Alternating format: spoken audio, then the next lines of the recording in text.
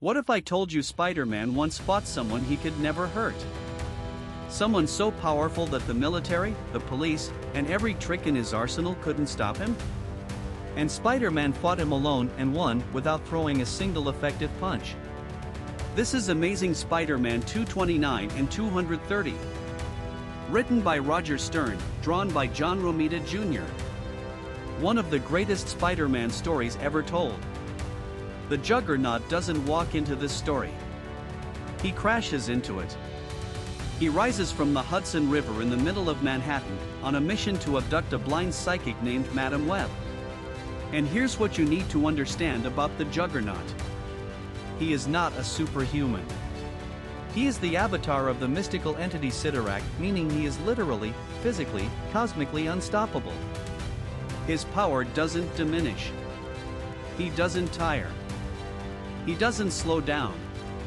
Every step he takes, no matter what's in the way, he takes. Cars, walls, buildings, they move for him. Spider-Man spots him from across the city and swings in to intercept. He tries a sneak attack and bounces off. His punch does literally nothing. So he does the next logical thing. He webs up the entire street in front of Juggernaut. A massive web barrier spanning building to building. Juggernaut doesn't go around it.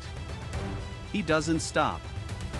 He walks straight through it at full stride and doesn't even acknowledge it happened. Boom. Boom. Boom. That rhythm, those footsteps, becomes the terrifying heartbeat of this story. Spider-Man tries everything. He webs his legs. He drops things on him. Nothing works. Juggernaut stops, looks at him, and says, "Give up. You can't possibly stop me. Not as a threat. Not with anger. As a statement of fact." And Spider-Man says, "I'm going to stick to you until you stop." That's the entire story. Right there in 2 lines. The NYPD tries next. Then the National Guard. They roll out concentrated artillery fire, enough to reduce a house to rubble, and Juggernaut walks through the smoke without breaking stride. By the time he reaches Madam Web's building, Spider-Man has thrown everything he has. And when Juggernaut tears her from the life support chair she needs to survive, and the building collapses on top of Spider-Man, he has failed completely. Madam Web is dying. Juggernaut is gone.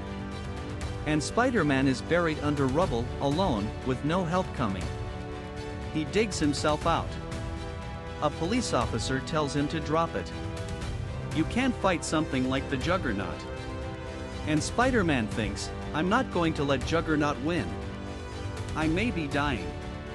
But I'm going to find a way to stop him or die trying." Issue 230. To fight the unbeatable foe.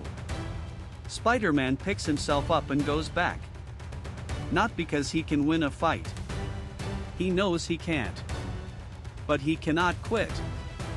He finds a wrecking ball at a demolition site and sends it swinging at Juggernaut at full speed. Juggernaut backhands it out of the sky without stopping. Then Spider-Man finds a tanker truck. He aims it directly at Juggernaut and floors it. Juggernaut stands in the middle of the road, arms at his sides, and says, "You think the thing's going to stop me?" And then, the most iconic image in this entire story. A close-up of Juggernaut's eyes, staring down the barrel of a truck moving at full speed. Nothing can. The explosion lights up the Hudson. Everyone watching assumes the Juggernaut is dead. He walks out of the fire. But something happened in that explosion. His helmet, the mystical helmet that protects his mind, is loose. Spider-Man, clinging to his back with the last of his strength, notices. His web shooters are empty. His body is broken. He should stop. He webs the faceplate shut. Juggernaut cannot see. And even the Juggernaut, a man who cannot see, can stumble.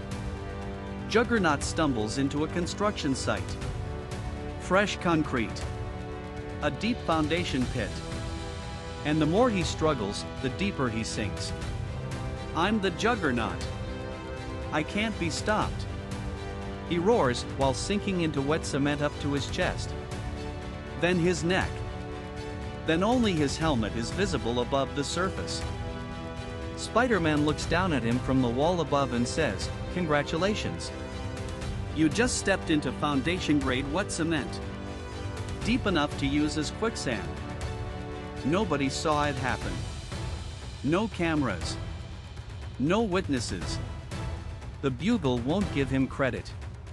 But Spider-Man's belt camera had been automatically snapping photos during the entire fight, and he sells the exclusive to the Daily Bugle. Best pictures they've run in months.